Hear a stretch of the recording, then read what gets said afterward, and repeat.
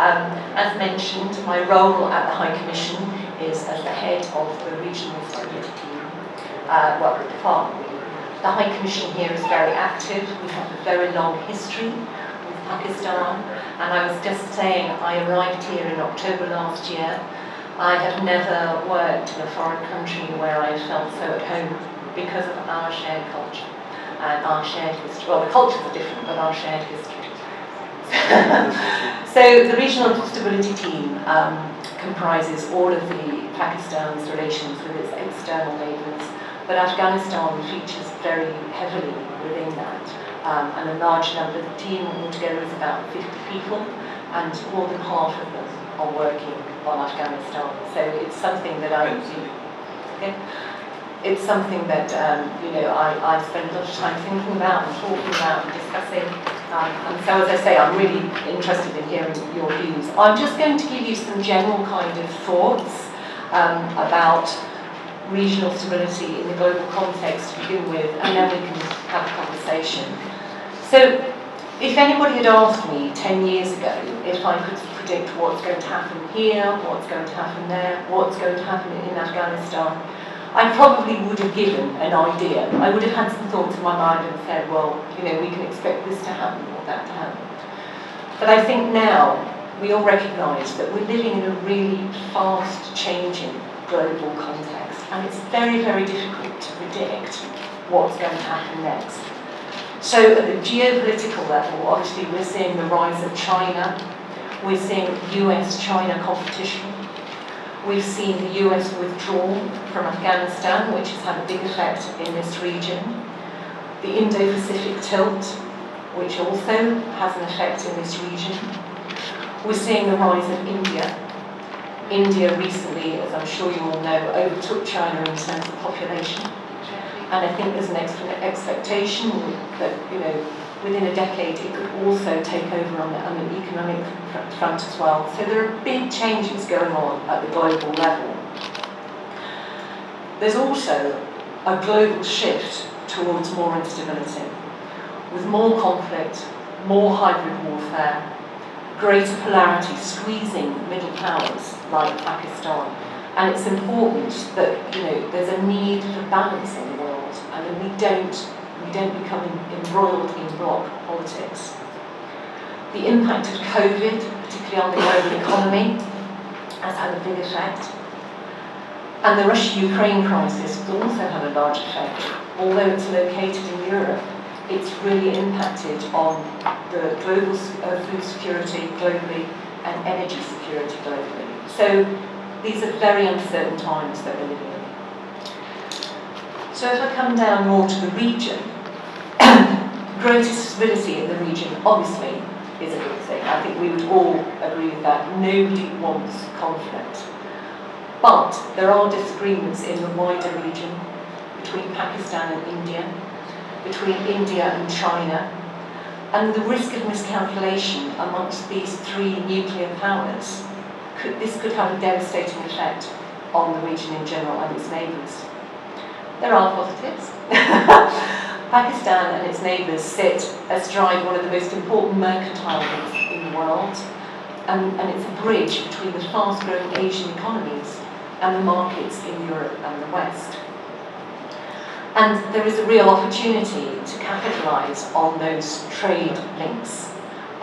They're a real stabilising factor, and both Afghanistan and Pakistan really benefit from those. Looking more closely at that Afghan-Pakistan relationship, as I said, stability between the two countries is key. The history here over many decades has been difficult, and the trajectory going forward doesn't look great. But both countries have got a lot to gain from peaceful coexistence, which will allow people-to-people connections and those trade relations which bring a stabilising factor. Pakistan is an essential route to the maritime trade system for Afghanistan. And Afghanistan has the raw materials that Pakistan needs to keep growing. And Afghanistan also provides a route to the new Central Asian markets. But stability also means taking responsibility to reduce the threats to your neighbours. and to serve the common good in allowing allowing violent extremist groups to perpetuate is going to drive conflict, and the activity of the TTP is going to continue to be an irritant between Pakistan and Afghanistan, as we've seen recently. There's been very public spat between the two countries over the security issue. We've seen an uptick in Pakistan of TTP activity, and that will continue to cause problems. So it also creates a lack of trust, and trust is very easily lost and very hard to recover. So it's really important that these issues are looked at, and the security situation relating to extremist groups is tackled. We've also seen localised conflict along the border, not related to extremist groups, but related to the border crossings and trade. There's been some conflicts there. Also, we've seen where the medical visas that people use to cross the border and gain medical treatment in Pakistan from Afghanistan, there's been some tensions with that. So there are a mixture of conflicts, mini conflicts and large conflicts along the border areas. So there's a question. How can Pakistan and Afghanistan achieve stability? And what can the international community, including the UK, do to help? So the first thing is that careful diplomacy is required. This includes speaking to those that disagree with us, such as the Taliban. However, they're not making it easy for anybody. I think we all have similar interests to see what happens in Afghanistan, which are aligned to avoiding humanitarian crisis, countering terrorism, which I've just touched on, rights of minorities, women and girls, and inclusive governance. And some of the edicts that have come out of Afghanistan in recent months make it very difficult for the international community to lean in and engage. But we have to find ways to do that, because it's only via engagement that we're going to get over this impasse. But it's very, very tricky, very difficult, particularly on women's and girls' rights, women's and girls' education, and inclusive governance. These are very dear to all of us, but particularly to Western nations as well. So, and Pakistan is key in this. Pakistan has had over many years a close relationship with the Taliban. That relationship has changed since the Taliban have taken over in Afghanistan. But Pakistan still remains key to helping the international community to understand what is going on and to engage. People who can't understand each other, or wrongly think that they do, are inevitably going to misinterpret each other's actions. And it's really important to try and understand different perspectives, to try and influence and cajole people to kind of do the right thing. But the international community cannot force this. It is down to Pakistan, the authorities in Pakistan, and the authorities in Kabul to solve these problems and these conflicts between the two countries themselves. The international community can provide the opportunities for better understanding that can lead to agreements, and helping to ensure that the humanitarian situation doesn't get any worse. And also try and avoid some of the desperate decisions which lead to conflict. So, just to sum up, there are challenges. These are really complicated, complex issues, as you all know. I don't need to tell you that. But there are also opportunities. The focus should be on regional connectivity, not only between Afghanistan and Pakistan, but in the wider region. The need to grab those opportunities as they come to promote stability is really, really important.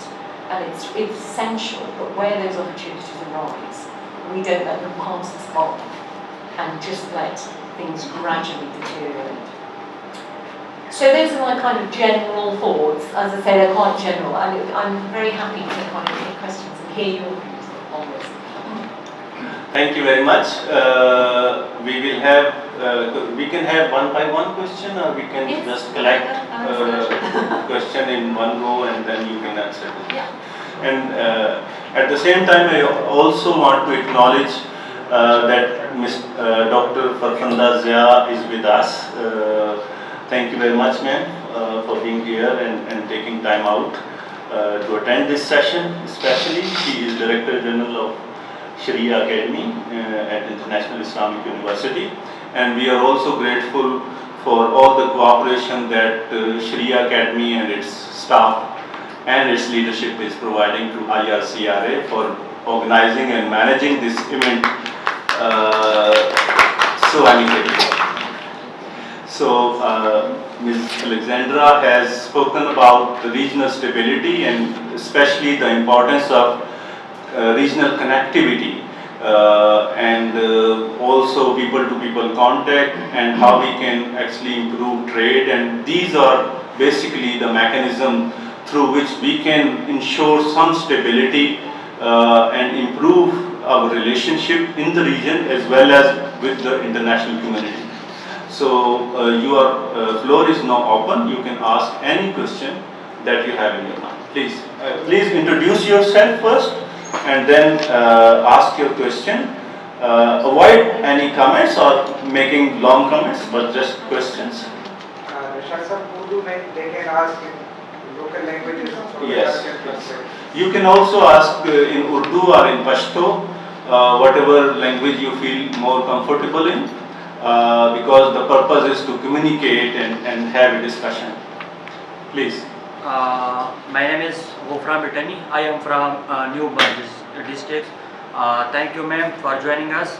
My question is that this region, such as South Asia and Central Asia, is more important region for the big powers.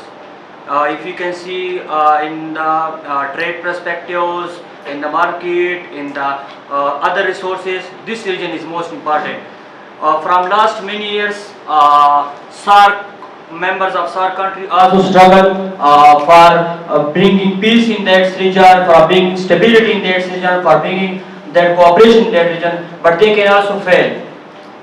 My first question is that why they are failed? Why the big countries such as, if you can see, the America, the Russia, China and British do not leave them for regional stability to bring peace in this region?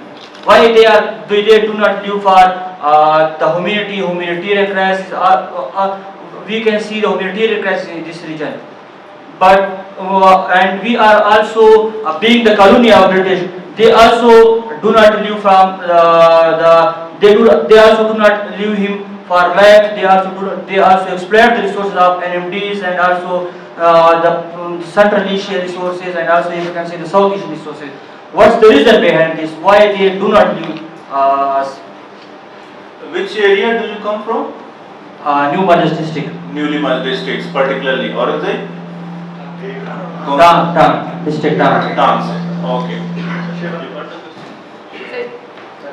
So I think the question was why we're not leaning in more and taking more action to bring stability in this region. I think the Western powers and the UK in particular, we have a very strong interest in helping you to promote stability here. As I said, I mean, China, India and Pakistan all have nuclear capability. The potential for a miscalculation or a misunderstanding in a nuclear sense is there. It's very real. And that would be devastating, not only for the region and the people here, but also globally. I mean, we're seeing sort of, in recent times there is more instability. There's an arms race, not necessarily a nuclear one, but there is an arms race. And that's concerning for everybody. I think that obviously Afghanistan has been through troubled times for many years. And the West have played their part in that. And, I think all Western countries would admit it's not, mistakes have been made, even where the intentions were good. But I think there's an understanding now that actually nations, whilst the international community and the West can support nations and help nations and facilitate nations to solve their own problems. Actually, the conflict in this region, it's for the regional nations themselves to sort it out. I mean, if you look at Pakistan and Afghanistan, we can help, we can offer advice, but we can't fix it. That needs to be the nations here themselves taking their own agency and dealing with those problems. Looking the other way, the same with India and Pakistan. The issue in Kashmir is for the Indians and the Pakistanis to resolve. It's not for us as the UK to come in and be dictating how that should go. So we can offer advice. We're here, we're an old friend of Pakistan, and we're here as an old friend to offer counsel. But we're not here to dictate, and it really is up to the nations themselves to try and sort these problems out. Thank you very much. I hope it answers to your question to some extent. Yes, please.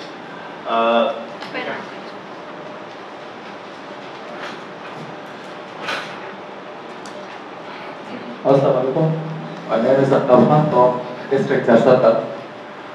After the came in the district of Pakistan, or in Cold War era, there was a strong concept created or inculcated in Pakistan or Southeast Asia or countries.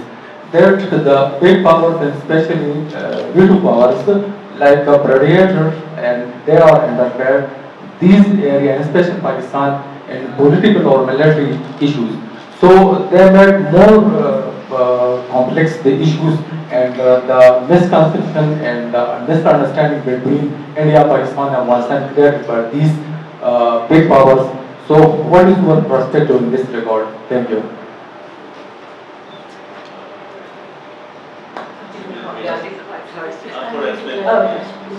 Sorry. I think his question is what role they can play for effective solution of these problems. This was your question? Yes, I mean, obviously there is competition between India and China, and we see that along their border, they also have issues after the Gulf War incident. There are disagreements there. And obviously the relationship between Pakistan and China is very strong. And we see, if you look at the international community as a whole, including the ones China, Russia, if you look at them as a whole, there are areas where everybody agrees on engagement with Afghanistan, on the things that I mentioned already on countering terrorism and women's rights. Everybody agrees on this. But there are differences in the approach. And China definitely has a more forward-leaning approach to Afghanistan. I don't think there is any disagreement about recognising the Taliban authority. We don't see any signs of any part of the international community ready to do that.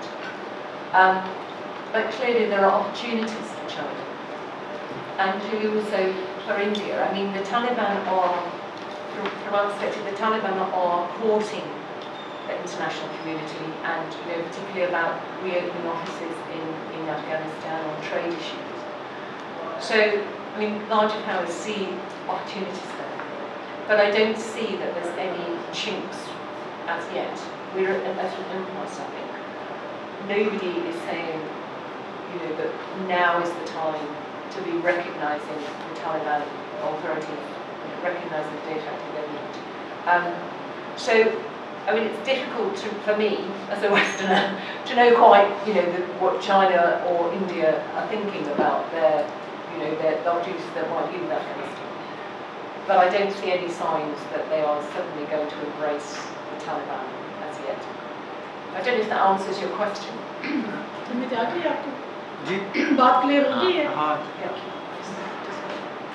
But do you think there is any possibility of Britain or American accepting moving towards recognition of new regions in Afghanistan? Not right now. Not right I think the Taliban have made it very difficult. So if we go back to the fall of Kabul, Yes. in August 21, it was all very chaotic, it was quick. But I think at that time, there was,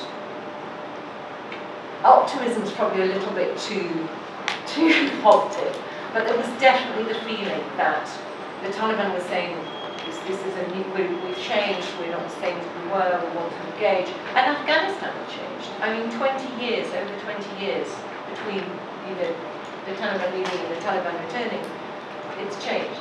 The other thing that's changed is technology. So a lot of people are getting more information because of technology. So I think at the beginning, there was this real hope that an accommodation could be found, that we could engage. Nobody wants to see Afghanistan fail. I mean, nobody wants to see Afghanistan fail, and everybody wants to support the Afghan people, who are the ones who, at the end of the day, who suffer when the international community removes their support. But I think in the interim period, there's probably been mistakes on both sides, but the Taliban's recent edicts have moved them further away from the Doha Agreement, which is kind of the basis that we look to. Yes. And I just don't think it's going to happen soon. Okay, thank you. Yes, Ms. Neelam? I have a couple of questions. Please introduce yourself. So we've already had an introduction. Yeah, we've already had an introduction. Yeah. So, but my name is Neelam Afridi. And the first question is related to, but before I go, somebody told me, whisper in my ear, that I should congratulate you on the coronation ceremony. Thank you. And for having a new king. Anyway, so Brexit, you decided on Brexit. How is it going to affect South Asian countries, Pakistanis, and the students? And the visa process, because a lot of students want to go there to the West and study, so how is the whole situation going to complicate for students particularly? Other than that, we find that there are a lot of problems, citizenship issues for Pakistanis. I think it was like 10 years tenure now, then it was like 15, and now it's growing over time.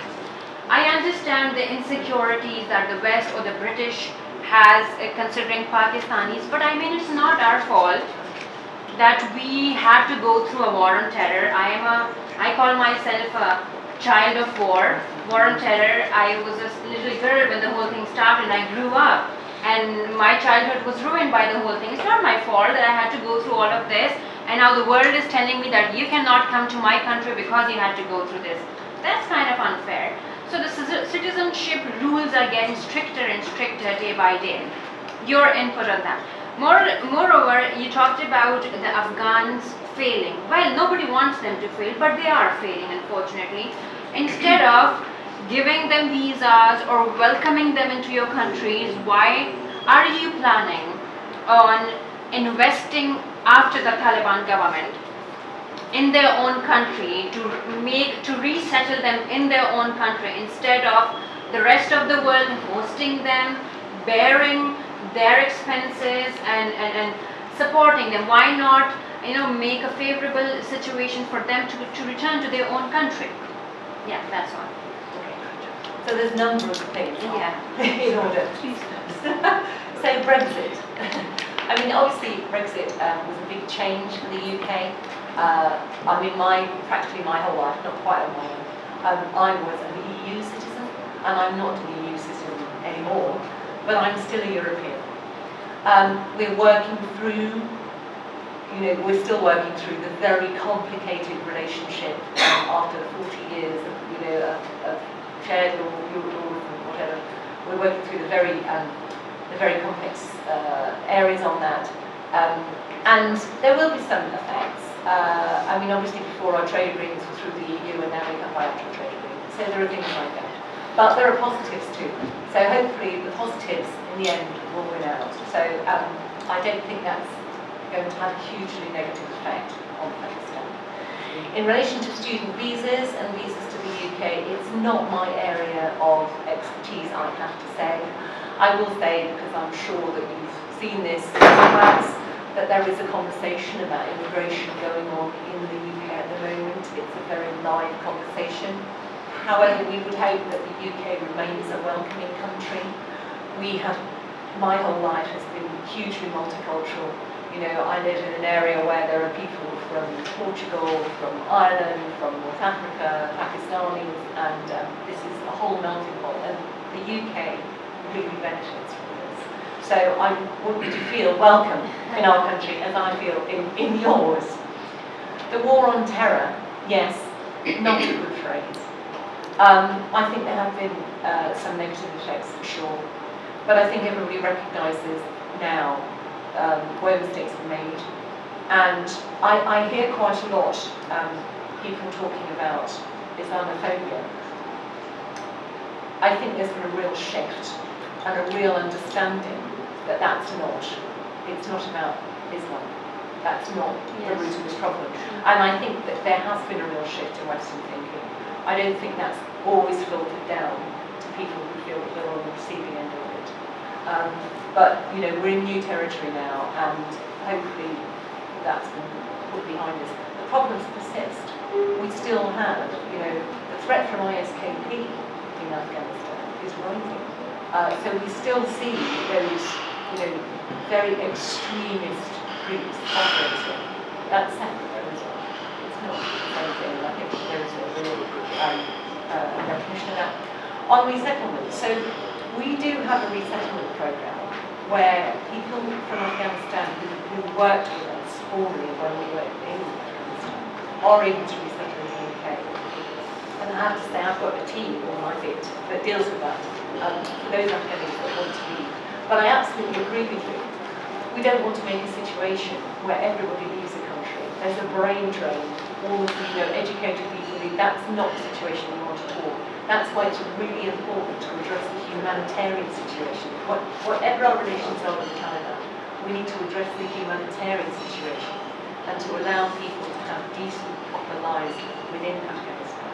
And those political discussions, you know, it's going to take time, but we have to kind of find a way through. Thank you.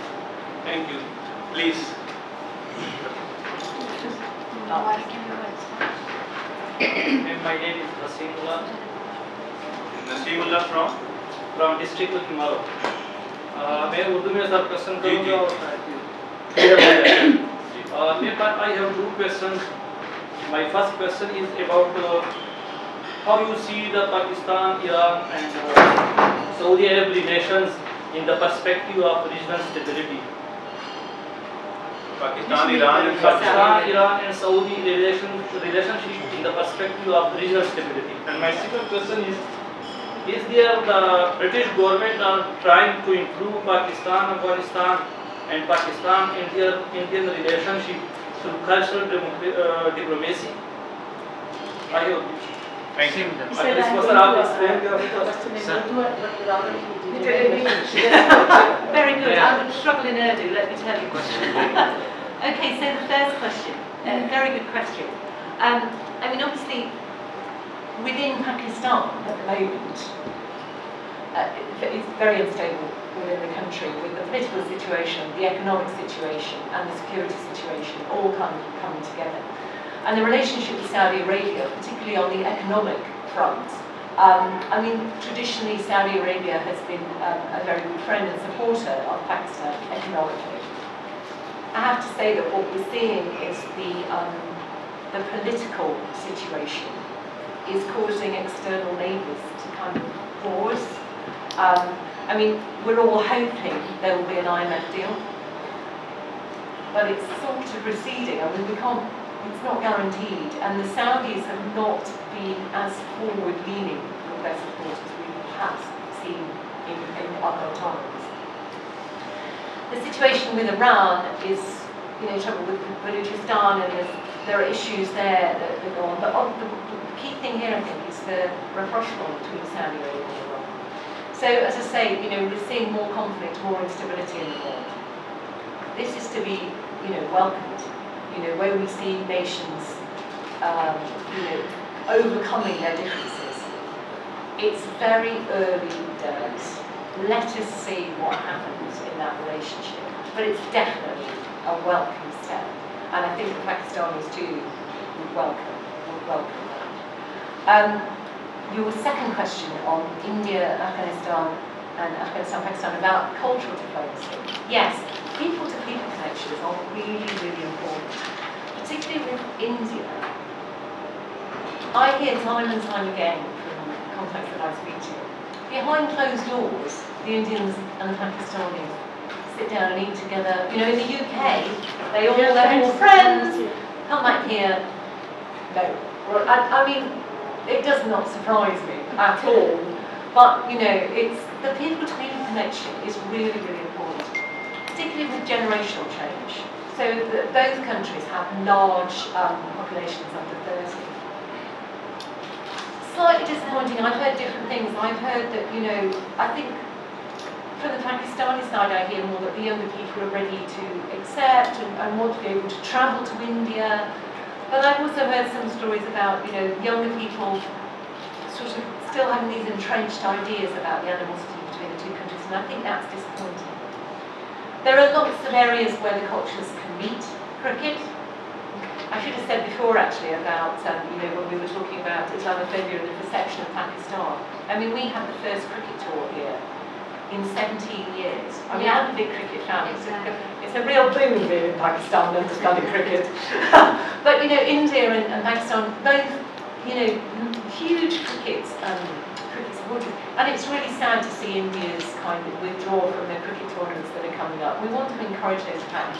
The other thing that I met somebody when I went to a conference in Bangkok, and I met somebody from India who runs an orchestra, cross-border orchestra, a bit like the one in Israel and Palestine. And these initiatives, they're low level, but they build the environment where change can happen over a long period of time. So we're very, very supportive of cultural ties between the two countries, and where we can, we try to promote it.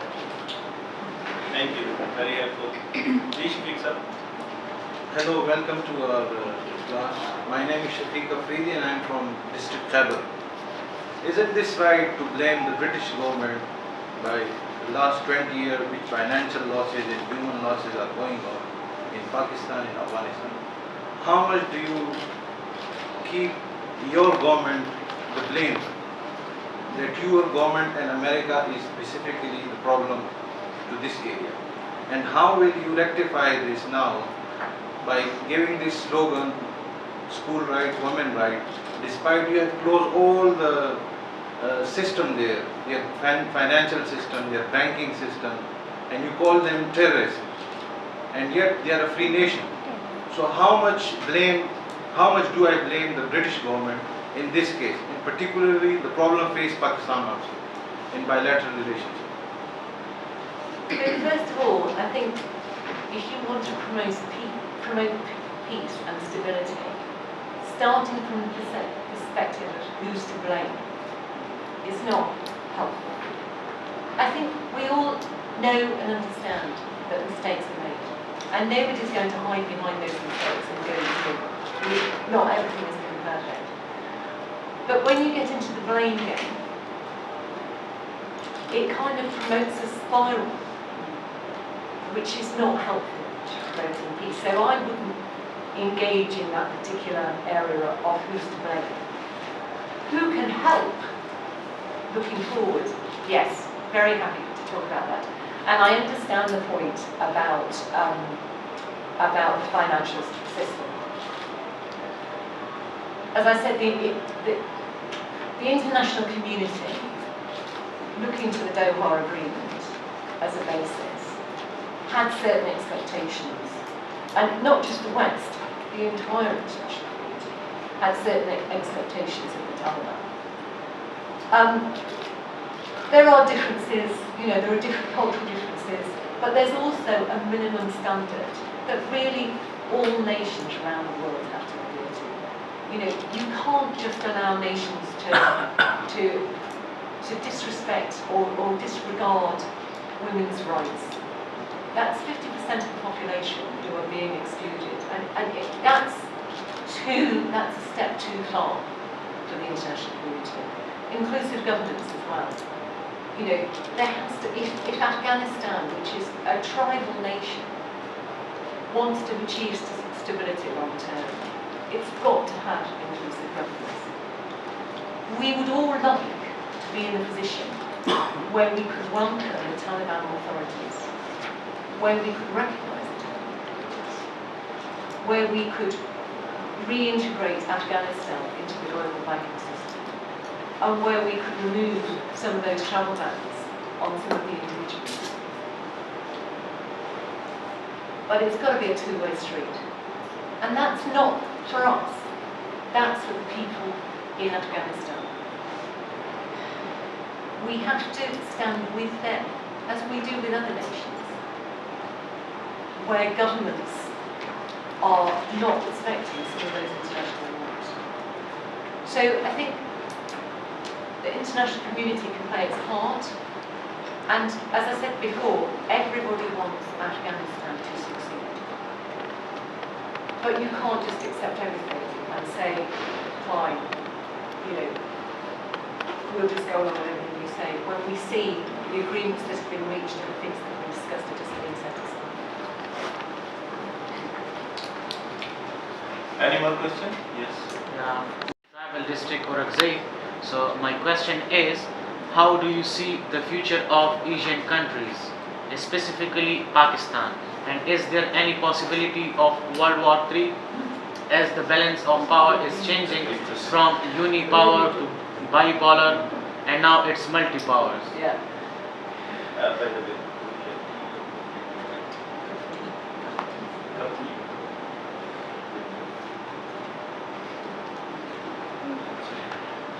So as I said at the beginning, if you'd asked me that question 10 years ago, I probably would have gone, well, this is going to happen, that's going to happen. It's so difficult. It's so difficult to predict what is going to happen. If we look at Pakistan, we're all hoping the trajectory is not great, but, let's see, the political situation is very unsettled. We hope there will be elections this year. Who knows? The security situation with the TTP in particular. We saw a lot of activity. It's reduced a little bit, but that's still an issue. And ISKP too. And then as we were just talking about, the economic situation. If Pakistan is not able to get that IMF deal through, it's going to be very, very difficult. So, I don't think in the short term everything's looking hugely rosy for Pakistan. But we're hopeful. There's always hope, and we hope for the best. And the second part of your question about the powers and World War III. That's where we're really focused. Nobody wants that.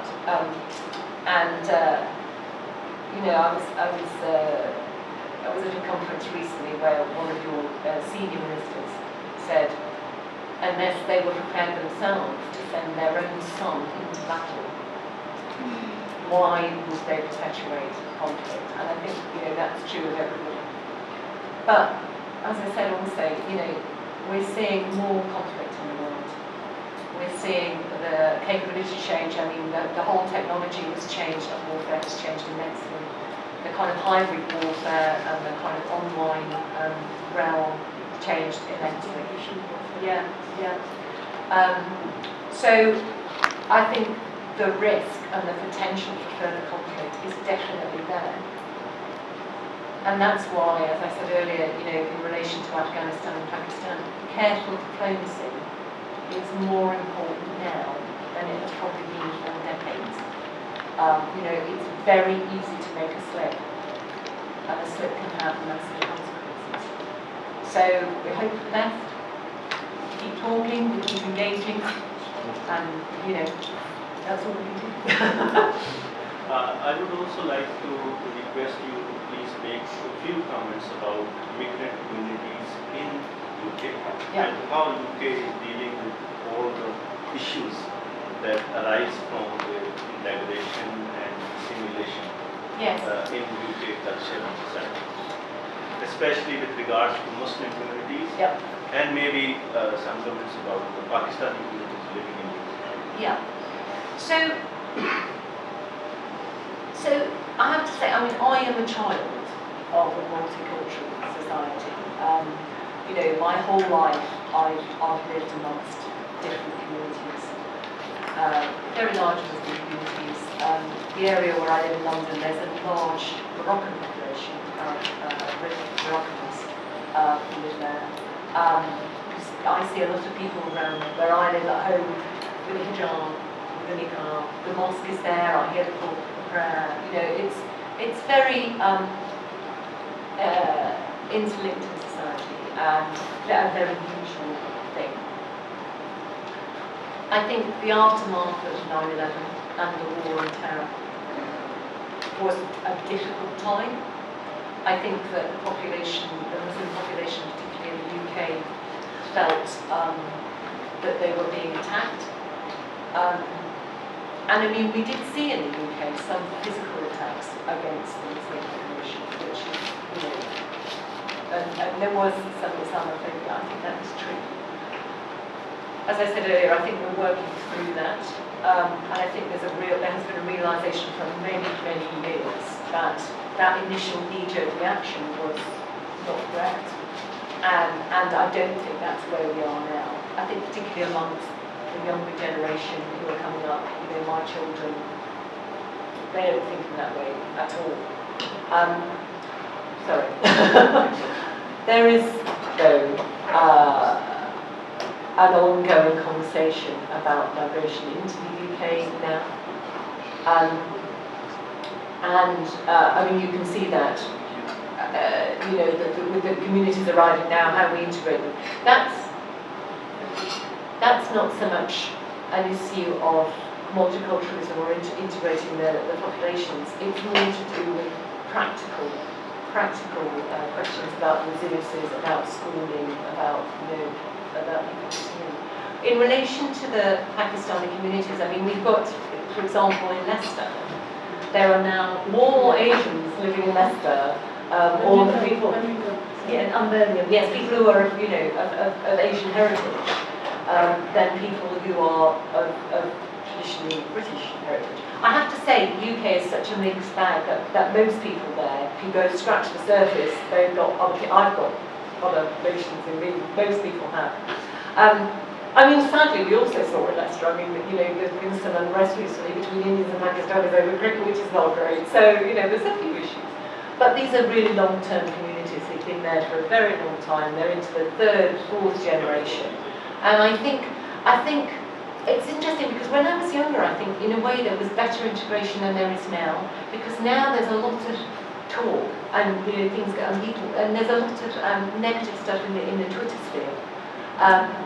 But I think there is that level of tension. There's always problems, you know, amongst all communities. But I think at the heart, actually, the communities are pretty well integrated. I think. But it's a personal view. No, thank you very much. Do you have more questions? Okay. Do you have time? Probably we can start with you and then. Yes. Ma'am, my question is that many students go to US for their higher studies and they go through very lengthy and difficult process to once to reach there. When they reach there, they face many problems there in their university, every day due to the Islamophobia. So it makes it difficult their lives and their studies, and they are affecting them badly there. So my question is that in that regard, what is the higher commission is doing in that regard? Our authorities are doing in that regard to reduce or to remove the Islamophobic factor from the US environment in their institutes, UK environment in their institutes, or then any other. Yes. So I have to say that first of all, we've got laws about this sort of thing. You know, if you racially abuse somebody, or on the basis of you know, ethnicity, or the basis of religion, there are laws in the UK that prevent that. So, and they're laws that are used. They're not ignored. So our legal system supports that. Our kind of value system, more widely, doesn't advocate, you know, supports everybody being treated fairly, everybody being treated equally, and is against Islamophobia. There's also a lot of cultural institutions that tackle this issue. But as I said, I do think we're moving away from that. There was a time, and it was a knee-jerk reaction to kind of the terrorist atrocities and things that happened, where people who, people's initial reaction was, there's some tension here between, but I don't think we are there now. And I'm not saying that it's perfect. I know that, people, all sorts of different people, my children are mixed race, and my children, feel it too. So, I'm not saying it's not there, but I think that it's absolutely fought against in the UK. It's not tolerated. There is zero tolerance, and it is dealt with. Can I add on something? Yes, please. My experience in that regard. There's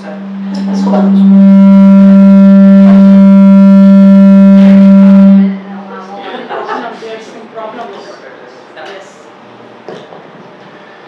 Thank you very much, Alexandra. I welcome you over here at Sharia Academy, and you have given us your precious time and discussed so many issues which were timely and topical. And now we are thinking about the solutions as well. I am going to share my experience in the UK. I went to the UK and landed over there after 9/11 with my child who was almost 9 years old. His name was Usama, and I got admission in LLM. At the beginning, the situation was really, I should say, different. I would not say that was worst, but that was very different. But slowly and gradually, when we started integrating with them, interaction through dialogue, believe me, I was feeling I'm in Pakistan. Everybody was supportive, my teachers, and even my son, he was welcoming him in the university, that if he is insecure outside, after the classes, he can sit with me in the class. So the main thing is understanding. The main thing is that we can communicate through through dialogues, through integration and assimilation, as you have discussed. The main thing is that laws in the UK, all the laws in the UK, and I will admire that, are really implemented to protect the citizens and also the outsiders, and specifically the students. So laws related to xenophobia, laws related to racism are practically implemented, and everyone feels secure. So the situation at that time was this, but now it is a lot better, and UK is welcoming all the time to the students and the other communities. I would thank you and the UK again, because I did my master's, then I did my PhD from there, then I did my postdoctorate, and then I worked over there at the British Institute of International and Comparative Law. The people were really supportive, but the only thing is we have to respect them. They are respecting us. Thank you very much. Thank you, Dr. Prakhanda, for your very helpful intervention, and it's good to know that you had such experiences and still retain those relationships with UK and this actions. We have one last question from Ms. Neelam, and then I would request you again to please conclude and thank our guest. My question is regarding the Palestine and Israel warfare. It's quite obvious they're being bombarded everywhere, they're being attacked all the time, and it's like a regular thing to attack their worship places on particular religious occasions. But we see that the world is not really noticing the whole thing. So what is your take on that? I mean, is Britain planning to take this up with the rest of the world, with Israel, or support the stance of Palestine in the UN? I mean, what's the situation around? And also, since you said that visa is not your field of expertise, but I would very much like you to extend our requests and wishes to that particular department to ease out the visa complications for the workers and the students, and arrange exchange programs more often for tribal students. So coming to your last point first, Uh-huh. I very much support exchange programs. I think that would be great if we could get off the ground. I will definitely relay your messages to relevant departments on visas, but let's see how it goes. On Israel-Palestine, again, it's not my area of expertise. I'm not ducking the question, but I concentrate on this region, on Pakistan, and although generally I can talk about Israel-Palestine, it's obviously been an issue for many, many years, as some of these conflicts here are also very entrenched. I mean, in the UK, we also had our own conflict with Northern Ireland for many, many years. Eventually, we found a solution to that through the Good Friday Agreement. There's been some tension in the Good Friday Agreement post-Brexit, but that was 100 years of conflict, and we managed to find some accommodation, and we would hope to see the same in other conflicts around the world. And that's not from a preachy perspective, but just on a basic human level. That was so hard, and there is hope for different nations to come together and have agreement. But I wouldn't like to sort of be talking about UK policy towards Palestine and Israel because I'm not really all over it. So I'm really sorry. Thank you very much. I think this was very insightful presentation by Ms. Alexandra. We are extremely thankful to you for providing this information and your perspective on different things that relate and concern to all of us.